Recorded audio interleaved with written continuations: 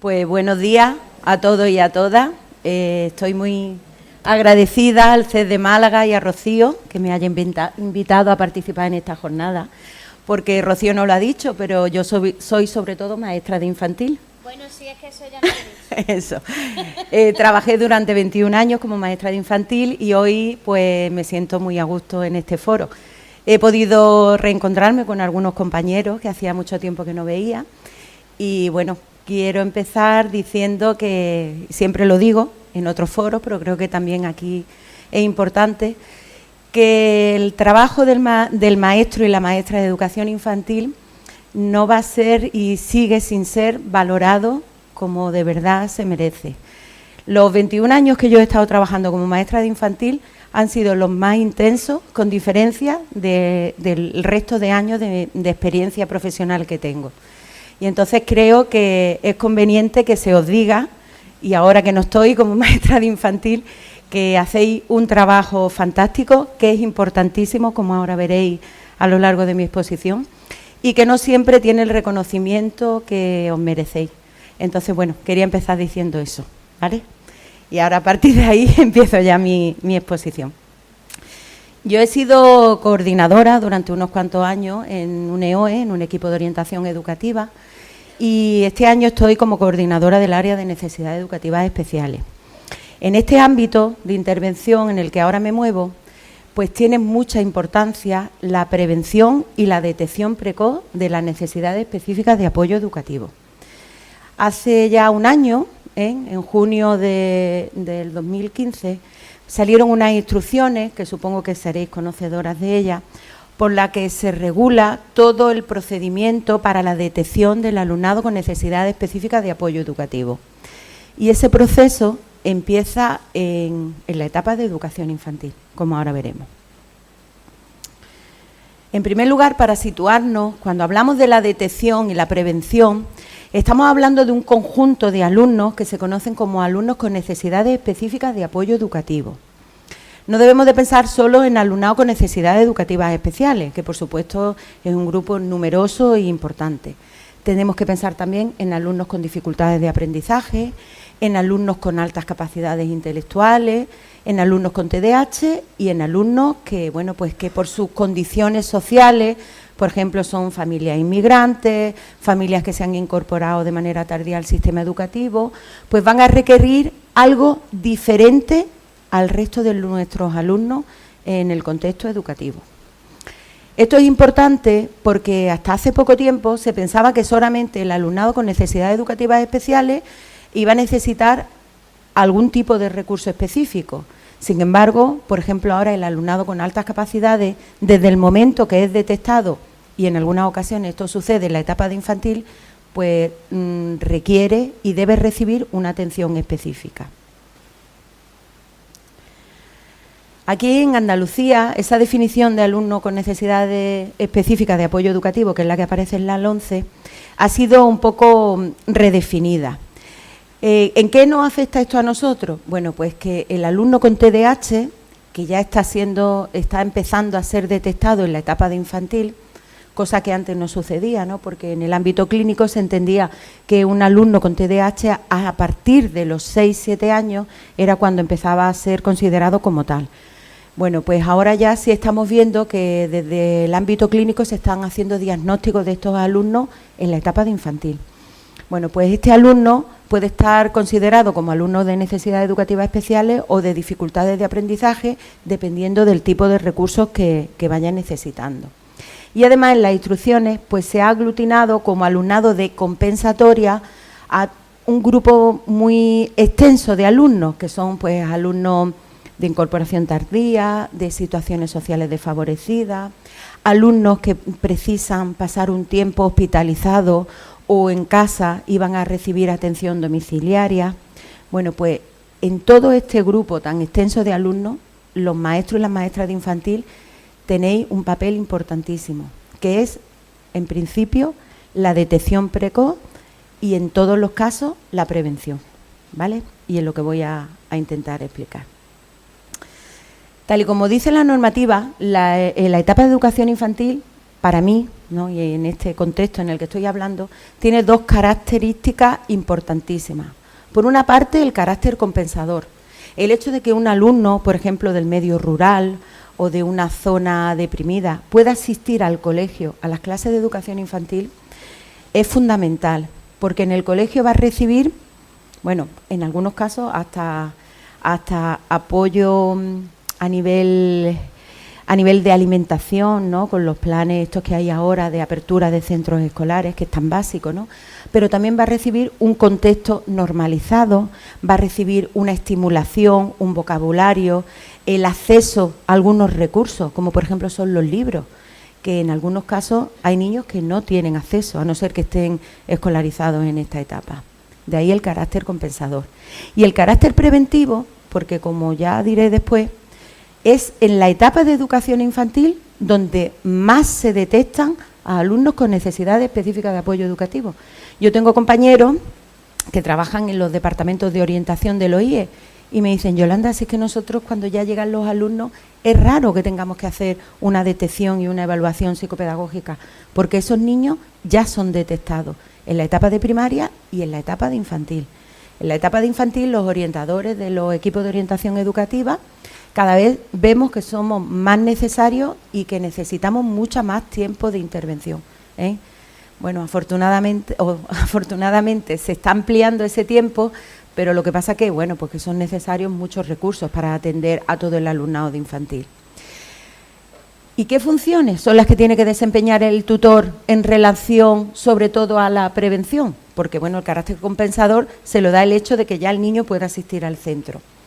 Bueno, pues, en primer lugar, tiene que detectar cuál es el nivel real del niño, establecer unos objetivos razonables, llevar a cabo actuaciones de carácter preventivo, que ahora veremos cómo, y, sobre todo, colaborar con los equipos de orientación educativa en la detección temprana del alumnado, con objeto básicamente de que no consiste en ponerle una etiqueta, este niño es, eso a nosotros no nos ayuda para nada, pero sí para decir, bueno, necesita, precisa, requiere, de ahí la importancia de esa detección temprana. ¿Por qué es importante prevenir en esta etapa? Bueno, esto ya lo sabéis vosotros perfectamente, ¿no? Porque en estos años de vida el cerebro del niño se caracteriza sobre todo por su plasticidad. Esa plasticidad, que es lo que le permite aprender, que decimos muchas veces, es una esponja, ¿no? Aprender con esa rapidez y con ese interés, al mismo tiempo también se convierte en un factor de debilidad.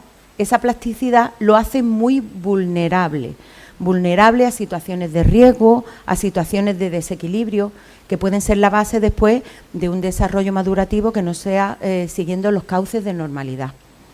De ahí que sea necesario prevenir, pero la prevención es necesario, y esto es una idea que voy a repetir varias veces, planificarla. ¿Cómo? Pues esa prevención, que debe de ser organizada a través del equipo de orientación educativa, contando con el apoyo de los tutores y de los equipos directivos, tiene que estar contemplada en los documentos del centro, tanto en el proyecto educativo como en el plan de atención a la diversidad, en las programaciones y en un documento que yo considero que es muy relevante y que es muy desconocido, y se llama el Plan de Detección Temprana, que todos los centros deberían disponer. Para llevar a cabo esta planificación de la prevención, pues tenemos que contar con los equipos directivos. Nos tienen que ayudar, nos tienen que permitir que nos podamos reunir con los orientadores, que dispongamos de recursos para poder llevar a cabo esa prevención, por ejemplo, tan importante como es la figura del profesor de apoyo en la etapa de infantil. Y en algunos centros, bueno, pues primero el apoyo se da a otros niveles y después a la etapa de infantil. No, si queremos llevar a cabo una prevención planificada debemos de contar con todos los recursos de que disponga el centro. Profesorado de apoyo, profesorado de compensatoria, por supuesto la intervención de los especialistas, audición y lenguaje, pedagogía terapéutica y el orientador. Entonces, sobre todo, el orientador, el equipo directivo y los tutores de infantil se tienen que reunir a principios de curso y planificar qué actividades de cara a la prevención se van a llevar a cabo. Porque si no lo planificamos se queda todo muy diluido a la arbitrariedad y al que queramos hacer o no hacer. ¿Qué es lo que hay que hacer para prevenir, aparte de esta planificación? Bueno, pues en primer lugar, implicar a las familias. Las familias tienen que estar implicadas. Yo sé que habéis estado, no sé, creo que fue ayer, porque esta mañana he tenido una reunión con las compañeras que llevan el proyecto Le Educa. Entonces, la implicación de las familias, que yo sé que ya la he explicado, es importantísima para prevenir. Las familias no solamente tienen que estar informadas de lo que nosotros hacemos en los centros, tenemos que contar con su colaboración, para que ellos nos den información, pero también continúen con ese trabajo que nosotros estamos empezando a hacer desde el centro. Hay que llevar a cabo programas específicos de estimulación que ya están elaborados, ahora después os enseñaré algunos. Anticipar medidas de atención a la diversidad de carácter general. ¿Cuáles son esas medidas? Bueno, pues lo que he dicho antes, profesorado de apoyo, agrupamiento flexible, metodología cooperativa, tutoría entre iguales, aprendizaje por proyectos. Está demostrado que si implementamos estas medidas en nuestra aula, estamos llevando a cabo la prevención de dificultades de aprendizaje. Las maestras de infantil siempre hemos sido muy pioneras en todo lo que es novedades metodológicas, los rincones, los proyectos. Yo recuerdo, ¿no?, que cuando en los colegios todavía no se hacía nada de esto, las maestras de infantil ya lo hacíamos. Bueno, pues consiste en seguir trabajando en esa línea. Metodología cooperativa y tutoría entre iguales, que están dando también un resultado fantástico en la etapa de educación infantil, sobre todo con alumnado de necesidades educativas especiales. Vuelvo a insistir en la idea de que los equipos directivos tienen que facilitar a las maestras y a los maestros de infantil los recursos y la disponibilidad de tiempo, de espacio y de horario para que se lleve a cabo esta prevención, ¿vale? Y al mismo tiempo, los maestros pues tenemos que conocer cuáles son las propuestas y las orientaciones que en esas instrucciones que os he mencionado antes del 22 de junio se hacen acerca de qué aspectos hay que trabajar en la etapa de educación para favorecer, en la etapa de educación infantil para favorecer la prevención. En esas instrucciones nos aparece detallado de una manera muy exhaustiva qué aspectos son los que tenemos que trabajar. Bueno, y esto pues vosotros diréis, claro, pero si es que esto es el currículum de infantil, efectivamente. El currículum de infantil es en sí mismo un currículum de prevención de dificultades y de problemas en la etapa de primaria. En esas instrucciones especifica, bueno, pues cómo hay que ir trabajando, hace un recorrido así, no muy exhaustivo, de todas las áreas que hay que trabajar. Y señala algunas tan importantes, bueno, pues como el esquema corporal, la orientación espacial y temporal, lo que todas las maestras de infantil solemos trabajar. Pero sí es verdad que siempre es bueno recordar que algunas veces pues nos ceñimos a determinados aspectos del currículum, como puede ser los requisitos de la prelectura, de la preescritura, y no debemos de olvidar que hay aspectos tan importantes como es, por ejemplo, el desarrollo psicomotor, que va a contribuir tanto después a lo que es el desarrollo global del niño. Pues por una parte vienen en esas instrucciones qué aspectos hay que trabajar en el área del desarrollo psicomotor, qué aspectos hay que trabajar en el área de la comunicación y el lenguaje. Bueno, pues lo que solemos hacer, las maestras y los maestros, empezamos siempre todas las mañanas con una asamblea, ¿no? Pues trabajar canciones, dramatizaciones, rimas, narraciones, preparación para la lectura y la escritura, y aquí, bueno, pues sé que mis compañeras del proyecto Le Educa os han hablado bastante, ¿no?, de cómo trabajar la conciencia fonológica, el vocabulario, la comprensión. Si veis, no es nada diferente de lo que se trabaja en el currículum, A nivel de desarrollo cognitivo, ¿qué aspectos se consideran prioritarios para trabajar dentro de este principio de prevención? Bueno, pues desde los conceptos básicos, actividades relacionadas con la memoria, la atención, la metacognición. Esto sí quería pararme aquí porque este aspecto dentro de los procesos cognitivos básicos no es novedoso, pero a lo mejor sí es novedoso lo que es el trabajo dentro del aula. La metacognición, a través de las autoinstrucciones, que son unos programas que se han trabajado siempre con alumnado, sobre todo con alumnado con TDAH o con alumnado que presentaba problemas de conducta. Se están empezando también a trabajar en infantil y esto se hace Pues casi siempre a través de pictogramas, ¿eh? Primero se le plantea al niño la actividad que va a realizar a través de una serie de dibujos y se le explica en voz alta cuáles son los pasos que va a seguir, después solamente se le mantienen los dibujos, hasta que al final es el niño el que a nivel interno pues sabe cuáles son los pasos que tiene que ir siguiendo a la hora de desempeñar tal o cual actividad. Otro aspecto básico a trabajar es la creatividad, que Carmen antes pues ha explicado bastante cómo hacerlo dentro del aula. A lo mejor la creatividad tampoco es algo que se le ha dado demasiada importancia en la etapa de infantil. Pensamos que los niños son creativos porque por su edad, por su momento evolutivo lo son, pero esa creatividad hay que fomentarla y hay que trabajarla. La compañera pues ha dicho antes varias ideas. Yo aquí tenía puesto pues desde la creación de cuentos, trabajar la imaginación, terminar historias, pero todo este trabajo hecho de una manera sistemática, ¿vale? También considera las instrucciones que dentro de la etapa de infantil es muy importante trabajar la estimulación de habilidades y emocionales como principio de prevención. Ahora está muy de moda trabajar todo lo que es la inteligencia emocional y pero yo creo que las maestras de infantil desde siempre hemos trabajado ese aspecto en el aula y las habilidades sociales también.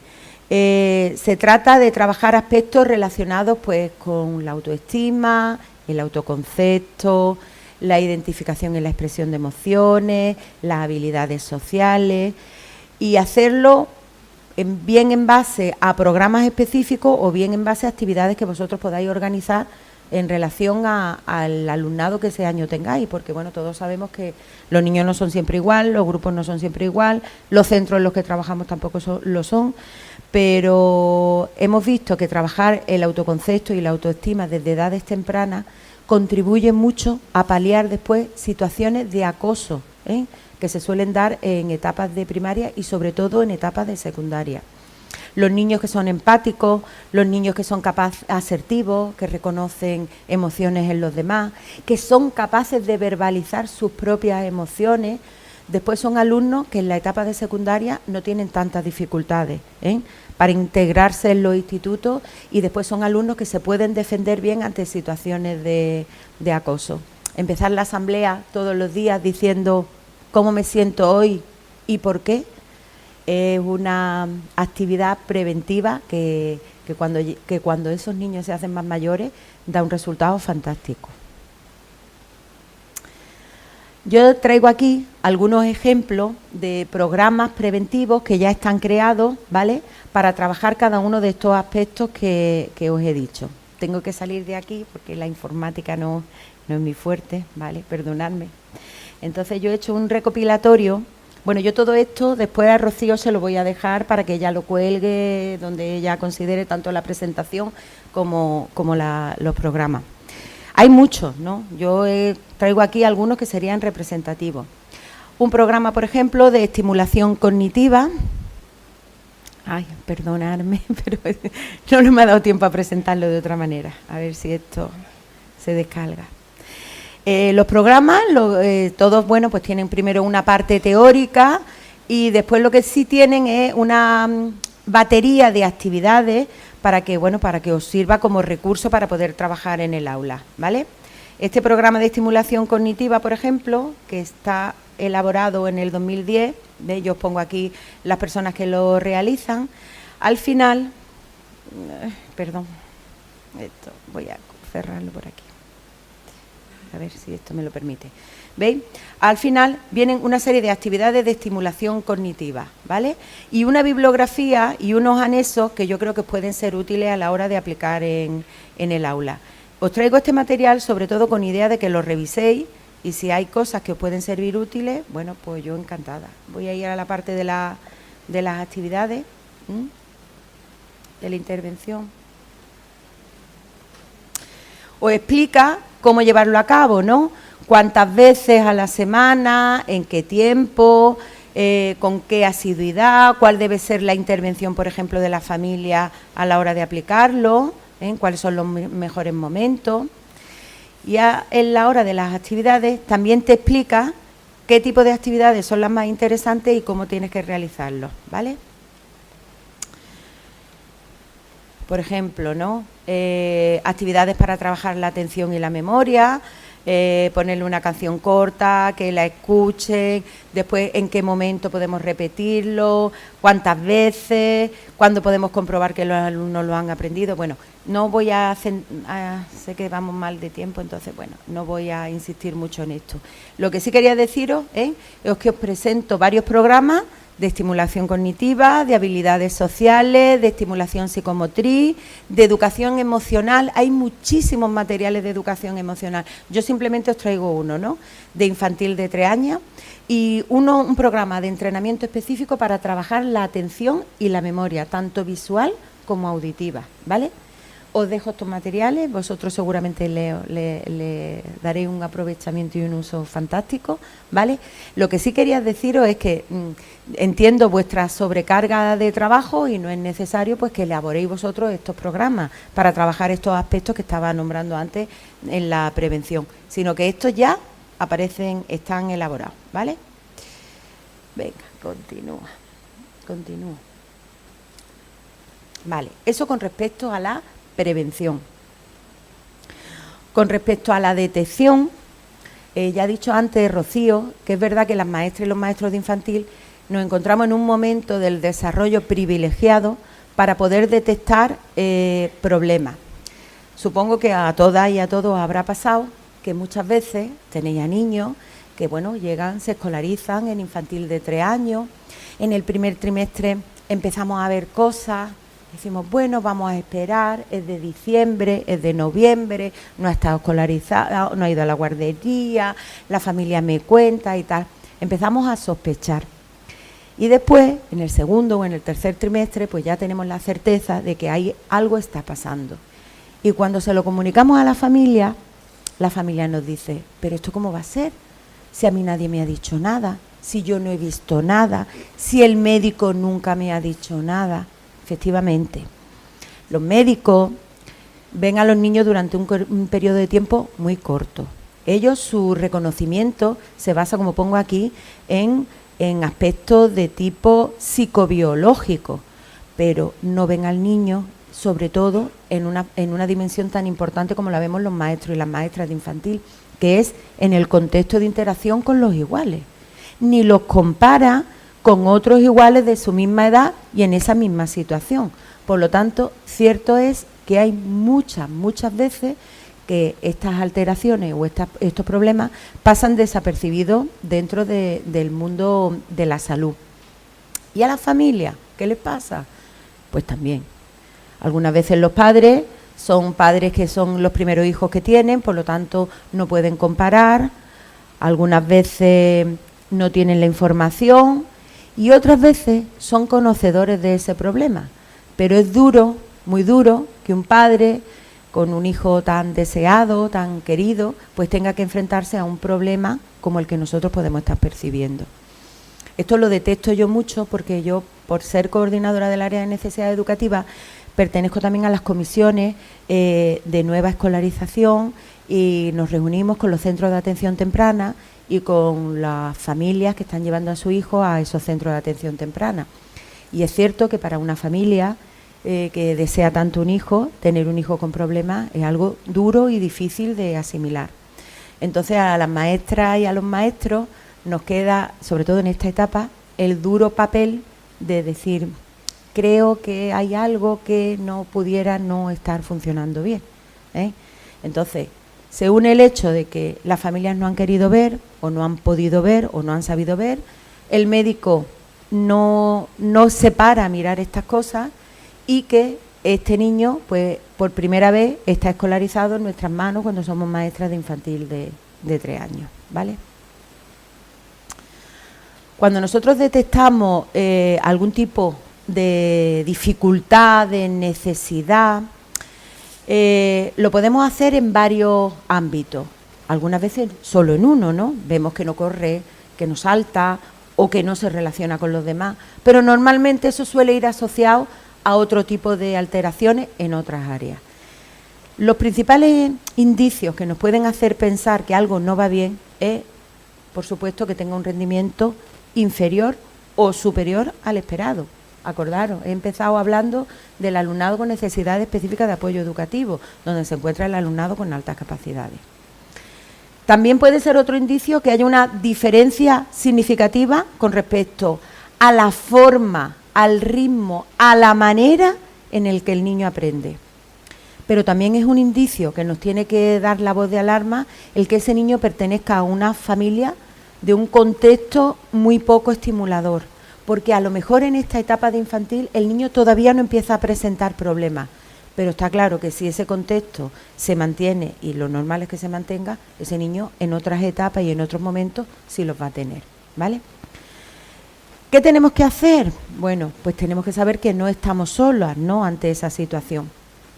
La detección requiere un enfoque multiprofesional e interinstitucional. ¿Qué significan esas dos palabras tan complicadas?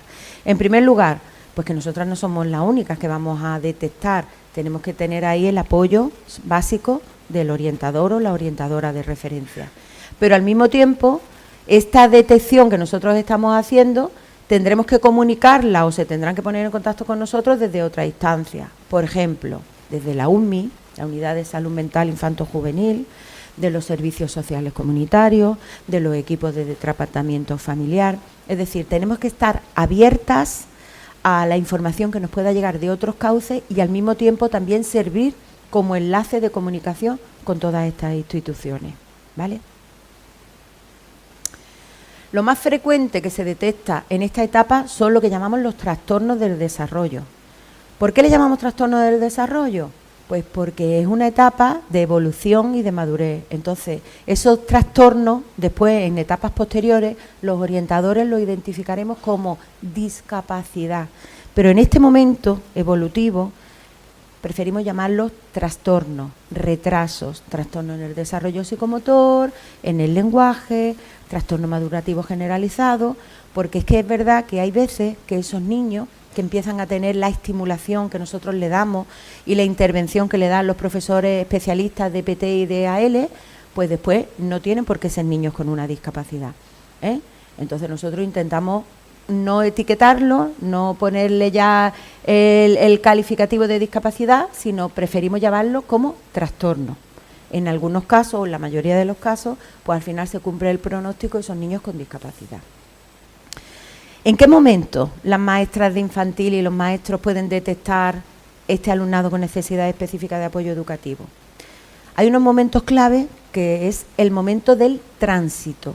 Ya sabéis que ha salido un protocolo de atención temprana donde se recoge y se regula cómo tiene que ser ese momento de tránsito entre el primer ciclo de la etapa de educación infantil y el segundo ciclo, que ahora explicaré cómo es.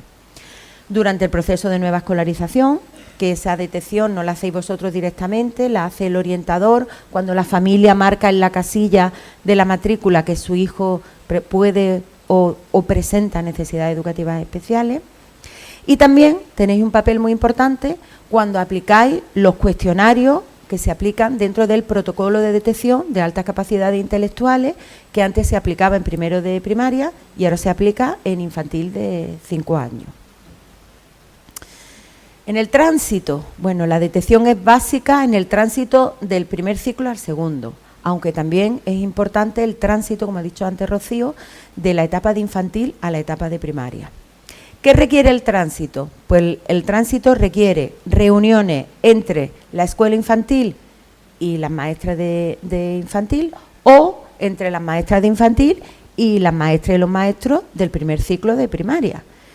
Hay que elaborar tanto en el primer ciclo de 0 a 3 como de 3 a 6 un informe de final de ciclo. Y ese informe es el que se considera básico para que el profesor que va a continuar con ese alumno tenga toda la información.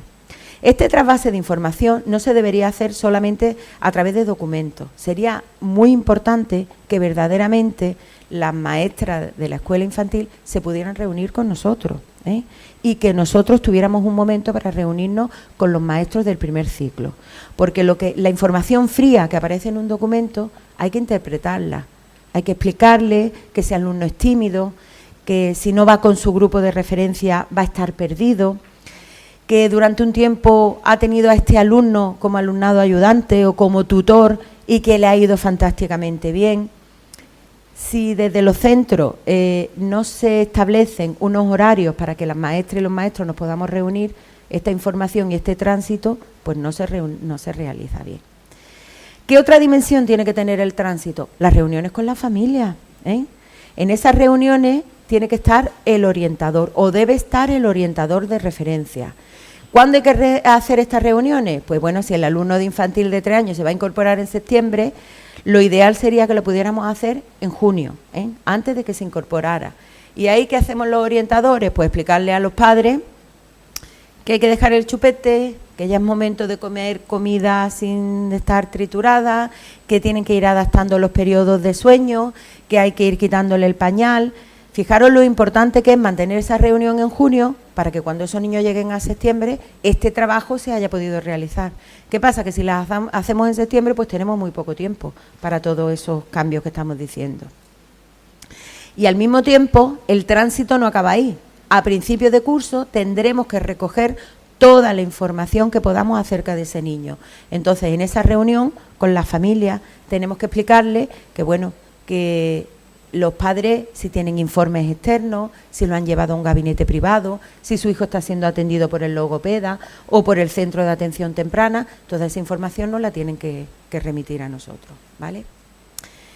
He dicho que otro momento de detección es la nueva escolarización. Bueno, ahí simplemente informaros que cuando un alumno marca a sus padres en la casilla que es un alumno de necesidades educativas especiales o de altas capacidades, debe intervenir el orientador, ¿vale? Tiene que realizar la evaluación psicopedagógica y el dictamen para que cuando ese niño se incorpore al centro, nosotros como tutores tengamos la información más completa posible, ¿vale? Puede ser que, bueno, pues que habiendo hecho el tránsito, habiendo tenido la familia la oportunidad de poner en la casilla esta de matrícula, pues toda esta información, bueno, pues que no hayamos detectado nada y que sea después durante el proceso de enseñanza-aprendizaje cuando nosotros veamos que ese niño plantea una serie de problemas. En las instrucciones estas que os he comentado antes aparece también recogido lo que se considera indicios tales, bueno, como que tiene dificultad para recordar actividades rutinarias, que no es capaz de hacer las tareas escolares, que tiene desinterés por todo, apatía por todo, o que tiene una curiosidad por encima de lo que se considera normal, que es demasiado o muy original o muy creativo. Por ejemplo, estos son indicadores todos de altas capacidades, ¿vale? Que tiene habilidad para sintetizar, que es capaz de abordar los problemas desde diferentes puntos de vista, que tiene dificultad para mantener una conversación sencilla, que tienen problemas de pronunciación, que no comprenden órdenes sencillas, que no comprende preguntas, que no quiere coger el lápiz, que evita realizar actividades de tipo manipulativo, que no tiene intención comunicativa. ¿Ven? Este es un indicador que nos pone en alerta a los orientadores.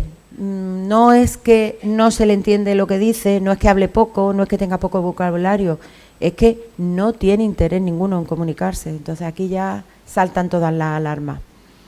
Que parece no escuchar cuando se le llama, que hace constantes llamadas de atención, que tiene muchas rabietas, que tiene rituales, intereses restringidos, que presenta estereotipias. También hemos incluido aquí indicadores con respecto a la familia. Por ejemplo, que hay una gran sobreprotección en la familia, de que no existen pautas de comportamiento establecidos en casa, que en la familia está pasando algo, como por ejemplo que hay alguien que está sometido a privación de libertad. Esto, bueno, pues las maestras y los maestros que hemos trabajado en centros de compensatoria, entendemos lo grave y lo importante que es este factor, para detectar después posibles problemas con los alumnos. He dicho que otro momento era cuando pasábamos el cuestionario que es de obligado cumplimiento según establece el protocolo de detección de altas capacidades. Bueno, ahí os explico que al inicio del curso de infantil de 5 años, sobre todo cuando los maestros cogemos un grupo nuevo, no cuando ya llevamos con ellos desde infantil de 3, está claro, ¿no? Pero si cogemos un grupo, pues debemos revisar el expediente y ver si ya hay sospechas de que ese alumno pudiera presentar altas capacidades. Pero de todas maneras, sí o sí, en junio tenemos que rellenar, cumplimentar un cuestionario, que nos lo proporcionará el orientador o la orientadora de referencia, que nuestro cuestionario, junto con el cuestionario que le pasamos a la familia, después tienen que ser analizados y entregados al orientador. Si hay una puntuación que sobrepasa a ese alumno, pues pasará a la siguiente fase, que ya es la fase de screening, de detección de altas capacidades, ¿vale? Bueno, si nosotros hemos notado como maestras, todos, no, por Dios, algunos de esos indicios que os he explicado, ¿qué es lo que tenemos que hacer? Bueno, en primer lugar, pues tendríamos que aplicar alguna medida de atención a la diversidad de carácter general. Pero si esas medidas no están dando resultados, el paso siguiente sería ya ponernos en contacto con el orientador del centro y solicitar que se realice una evaluación psicopedagógica, ¿vale? Esa evaluación psicopedagógica pues tendrá como resultado un informe y allí nos dirán pues si verdaderamente el alumno presenta necesidades específicas de apoyo educativo o no, y lo que es más importante para nosotros, qué recursos son los que se le asignan. ¿Y qué recursos son los que se le pueden asignar a un alumno en infantil? Bueno, pues una adaptación de acceso, que es lo que se entiende como, por ejemplo, la modificación de barrera arquitectónica, una lupa para un alumno con discapacidad visual, o un monitor, que ahora se llama PETIS, también se considera una adaptación de acceso. La realización de una adaptación curricular no significativa. En la etapa de infantil no está contemplada la realización de adaptaciones curriculares significativas, solo las no significativas, ¿vale? Que supone modificación en la metodología, bueno, eso ya lo sabéis. Programas específicos de aspectos a los que ya me he referido antes. ¿Quién aplica estos programas específicos? ¿El maestro? No, los aplica el maestro especialista de pedagogía terapéutica o de audición y lenguaje. Adaptaciones curriculares para alumnado de altas capacidades y también se puede contemplar la medida de permanencia extraordinaria. ¿Por qué se llama así? Bueno, pues por como la etapa de educación infantil no es obligatoria, pues podemos contemplar al finalizar la etapa que el alumno permanezca un año más. Ahora ya con la orden de evaluación de primaria, esta medida está contemplada solo para alumnado que haya sido diagnosticado como alumnado de necesidades educativas especiales. Se entiende que esta medida se adopta en aquellas circunstancias en las que, permaneciendo el niño un año más, pues va a conseguir los objetivos de etapa o vamos a conseguir que se socialice y de alguna manera paliar las dificultades que el niño ya viene arrastrando hasta este momento, ¿vale? Aparte de esas medidas, pues podemos disponer en la etapa de infantil de una serie de recursos que todos los conocéis. ¿El profesorado de compensatoria? Sí, también puede intervenir en la etapa de infantil, ¿vale? El profesorado de audición y lenguaje especialista en lengua de signos, si tenemos alumnado con discapacidad auditiva. Un profesorado que trabaja allí en el equipo técnico, que es especialista en altas capacidades intelectuales, que va a los centros y asesora a los maestros y a las maestras de educación infantil cómo trabajar con alumnado cuando ese alumnado presenta altas capacidades intelectuales, ¿vale? También podéis contar con el apoyo del equipo especializado en ciegos, el resto de equipos especializados, ya sabéis que está el de autismo, de trastorno de conducta, el equipo de atención temprana, que tendría mucha vinculación con los maestros de infantil. También podemos contar con el profesorado de ATAL. Algunas veces los centros, cuando tienen mucho alumnado inmigrante que desconoce el idioma, puede solicitar este recurso y se emplea para que el alumnado pueda aprender el idioma, el castellano, ¿vale? El intérprete de lengua de signos, que bueno, que sería solamente en centros bilingües, el técnico de integración social, PETIS, que es lo que antes conocíamos como el monitor. Y por último, ya no quiero extenderme mucho más, solamente deciros que, bueno, desde la perspectiva que me permite el no estar trabajando ahora como maestra de infantil, porque cuando eres maestra de infantil no te da tiempo de nada más que a trabajar, a preparar las clases, a atender a los niños, a atender a las familias, pero bueno, desde la perspectiva que me permite el ahora estar un poco alejado de la docencia directa, yo os diría que tenéis un papel importantísimo y que tenéis que seguir estableciendo las relaciones y esos lazos tan importantes que mantiene el maestro de educación infantil con las familias, que después, conforme los hijos se van haciendo más mayores, esos lazos se van diluyendo, parece que ya los padres, que eran muy colaboradores en esta etapa, dejan de serlo. Bueno, yo también le digo a los maestros de primaria, preguntaros por qué, también se los digo. La importancia de que sigáis formando, como estáis haciendo ahora, y de una manera continua, porque surgen nuevas metodologías, hay gente que está trabajando y está haciendo muy buenas experiencias en el campo, en la etapa de educación infantil, y yo creo que es importante que estemos siempre atentos a todo lo nuevo que va surgiendo, que seamos innovadoras y que todos esos cambios metodológicos que hemos dicho antes, pues que sigamos implementándolos en nuestras aulas, como siempre hemos hecho. Que no perdamos la perspectiva, que la educación ahora va con una finalidad muy clara, que es la adquisición de las competencias clave. Ya no interesan los contenidos, no interesa que el niño memorice, no interesa que el niño reconozca formas y colores, sino que lo que queremos es que el niño sea capaz de aprender por sí mismo, que tenga competencia lingüística, que tenga competencia para razonar, y eso también tenemos que reflejarlo en nuestras programaciones y en nuestro trabajo diario. Que no tengáis miedo a difundir las buenas prácticas que sé que muchos de vosotros y de vosotras estáis realizando, y que bueno, pues que esto es un buen foro para hacerlo, y que se están haciendo muchas cosas interesantes en el campo de la educación infantil, que las conozcáis y que las difundáis, y que también estéis alertas, y sé que las maestras de infantil y los maestros lo hacemos, en que nos coordinemos con todos los agentes. En este momento el niño puede estar recibiendo atención temprana, yendo a un gabinete privado, la familia lo está llevando a no sé qué actividad. Bueno, pues que siempre estemos abiertas a coordinarnos con todos los agentes, ¿vale? Y por último, bueno, pues daros las gracias, deciros que aquí os dejo mi teléfono, mi correo electrónico, estoy en la planta 10 de delegación, y que si, bueno, en algún momento necesitáis poneros en contacto conmigo, o que no sé en qué os podría ayudar, pero bueno, os dejo aquí mis datos para que os pongáis en contacto conmigo. Muchas gracias.